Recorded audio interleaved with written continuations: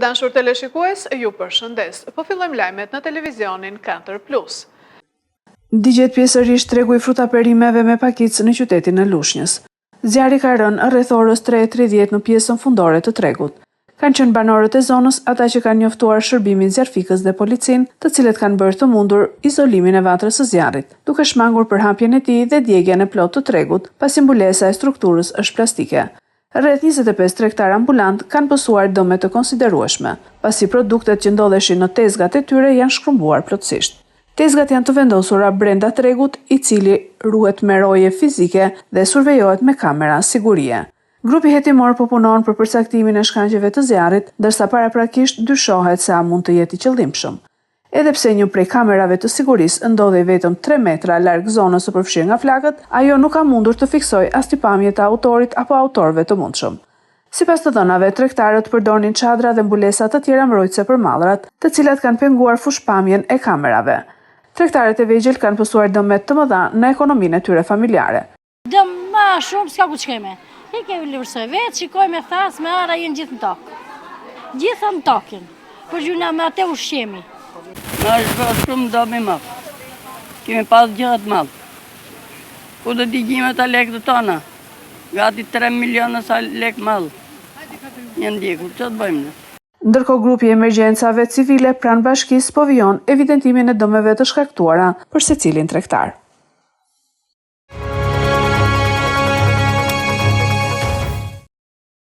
Kryetaria e bashkisë Riselda Sefa ka atakuar tregtarët e dëmtuar nga zjarri në tregun e fruta perimeve. Gjatë takimit ajo deklaroi se bashkia do të marrë masa për dëmshpërblimin e tregtarëve të prekur, si edhe do t'u lejojë atyre të zhvillojnë aktivitetin e shqitjes në hapësirën jashtë tregut deri në normalizimin e situatës. Rreth orës 3:30 të mëngjesit të ditës së sotme jam njoftuar nga shefi i shërbimit zjarfiks për një zjarr në këtë markat, ku pati një ndërhyrje të menjëhershme dhe mbas fikjes së zjarrit, nga ajo që kemi konstatuar, janë rreth 10 tregtar të cilët janë dëmtuar nga ky zjarr. Nga ana e bashkisë po ngrihen grupet e vlerësimit të mallit dhe derisa të bëhet gati përsëri për të vënë në funksion ky objekt, ne do të gjejmë një mundësi për sistemimin e tregtarëve përreth kësaj zone në mënyrë që dhe ata të kenë mundësi të vazhdojnë të ushtrojnë aktivitetin e tyre. Ndërkohë, për të parë nga afër dëmet e shkaktuara në treg, ka qenë i pranishëm dhe deputeti i Partisë Demokratike Sajmir Koreshi. Ai u shpreh se organet përgjegjëse duhet të zbardhin sa më shpejt shkaqet e zjarrit, ndërsa kërkoi që bashkia të ndërhyjë për dëmshpërblimin e tregtarëve të dëmtuar. Si shikoni, në tregun e fruta perimit të qytetit ton, malli i gjithë tregtarëve të shkret është djegur.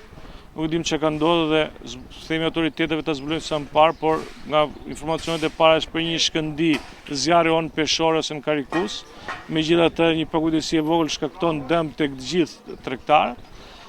Më tepër, ky treg ka qenë i konceptuar keq, logjik, sepse që në fillim në krye të erës ka pasi protestë për mënyrën se si është mbuluar, se gjatë sezonit baharit ky ka qenë më tepër si një serë dhe fakti tregoi se gjitha produktet gjithë materialet e përdorura këtu janë djegur në mënyrë të rrufeshme dhe në të menjëhershme, gjë që kanë shqyqyer që ka për herë të parë shërbimi zjarfiks i ka fikur në kohë, që s'ka lënë dhe vazhdimin tjetër, se dëmet do të ishin kolosale për gjithë këta tregtarë, të cilën mundet djersa kalamajve tyre që kanë pas në për këto banaqe këtu, e shikojnë realisht të hedhur në prua. I bëjmë dhe një thirrje të gjithë organet përkatëse para një zbulimi të shkaqeve të arsyeve inshallah se është e qëllimshme dhe dyta të dëmshpërblehen dhe të rikthehet sa më shpejt ky treg, sepse është funksional dhe ka me 10 tregtar të cilën e kanë vetëm zburim fitimi për të mbajtur familjet e tyre.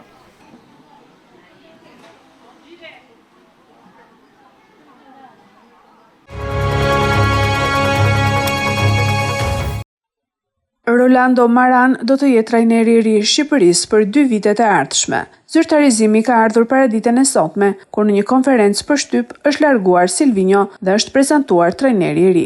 Presidenti i FSHF-s Armando Duka tha se 2 objektivat kryesore janë vendi i parë në Nation League, si dhe kualifikimi në kampionatin evropian të 2 viteve më vonë.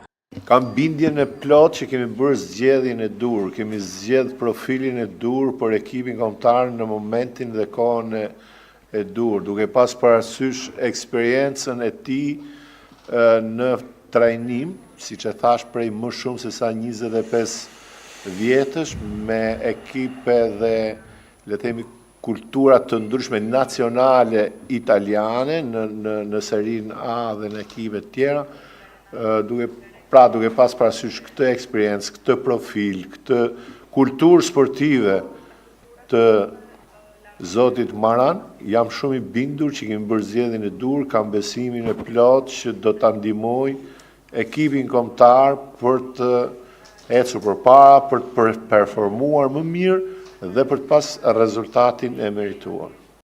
Nga ana e tij, tekniku brazilian u shpreh se cikli i tij me kuqezinjt u mbyll dhe falenderoi të gjithë ata që ka punuar nga lojtarët e federata, duke përmendur edhe tifozët. Da nostra parte ringraziare, ma arrivo lì, abbiamo deciso insieme che era la fine di un ciclo, që të mbyllet ky cikël, një cikël për 3 vite e gjysmë, in cui abbiamo lavorato duramente per rappresentare bene questa nazione. Nazione in cui mi hanno accolto tantissimo bene. Ringrazio veramente a tutti. Allora conosco benissimo Albania, Tirana, a tutti voi ringrazio veramente tanto. Trajneri kombëtares Rolando Maran ka thënë fjalët e tij të para si trajneri i Shqipërisë. Duke falenderuar paraardhësin e tij Silvinho, Maran tha se synimi i tij është të ndërtojë një skuadër agresive dhe se do të bëjë maksimumin për të sjellë rezultatin që të gjithë dëshirojmë. Voglio ringraziare anche Silvinho per le parole, per fargli complimenti per quello che ha fatto in questi anni. Dhe komplimenta për atë çfarë ka bërë në këto vite. Al presidente in questo perché ho seguito da vicino. E kam ndjekur nga la nazionale albanese, per cui gli vanno tutti i miei complimenti.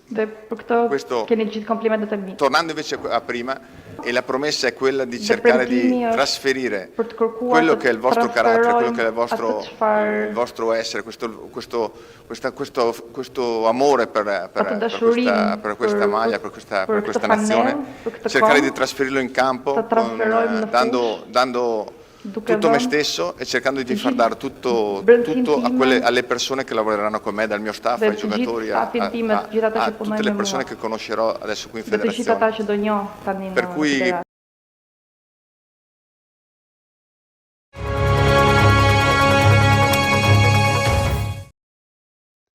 Presidenti Amerikan Donald Trump tha se po shtyn një sulm ushtarak ndaj Iranit të planifikuar për të martën me kërkesë të Shteteve të Gjerit, pasi po zhvillohen negociata serioze. Në një postim në Truth Social, ai tha se ishte kërkuar ta bënte këtë nga udhëheqësit e Katarit, Arabisë Saudite dhe Emirateve të Bashkuara Arabe. Ai tha se ishte informuar se do të bëjë një marrëveshje që është shumë e pranueshme për SBA-n, duke shtuar se nuk do të kishte asnjë armë bërthamore për Iranin. Por ai paralajmëroi se Amerika do të ishte gati të vazhdonin me një sulm të plotë dhe në shkallë të gjerë ndaj Iranit menjëherë nëse nuk do të kishte një marrëveshje të pranueshme. Duke folur me gazetarët më vonë, Trump e quajti këtë një zhvillim shumë pozitiv, por do të shohim nëse do të sjellë diçka apo jo. Ai tha, kemi pasur periudha kohore kur menduam se ishim afër arritjes së një marrëveshjeje, por nuk funksionoi. Por kjo është paksa ndryshe.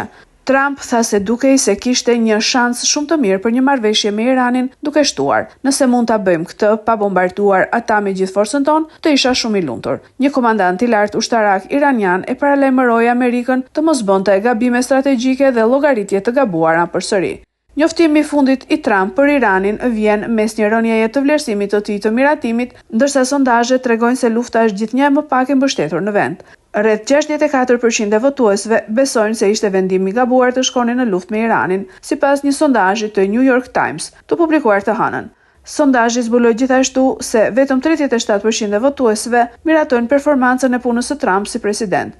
Sondazhi nënvizon sfidën me të cilën përballen republikanët në zgjedhjet e mesit të mandatit, një moment të frustrimit në rritje të publikut me luftën dhe trajtimin e ekonomisë dhe imigracionit nga Trump ndër të tjera çështje. Këto ishin lajmet tona për sot. Lajmet i gjeni edhe në internet në website-in 4plusmedia.tv. Bashkë mirupafshim.